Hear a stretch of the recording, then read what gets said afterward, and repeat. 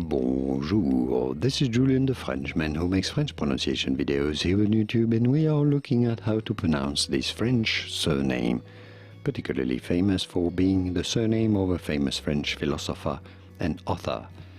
So in France we say this as Deleuze, Deleuze, Deleuze. I know it's not easy, it's a very specific and sound from French. You could say it in English as Deleuze, Deleuze, from French, Deleuze, Deleuze.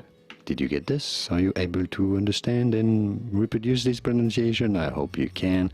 Here are more videos on how to pronounce more interesting French names whose pronunciations aren't always obvious. I'll see you there to learn more. Thanks for watching. Merci.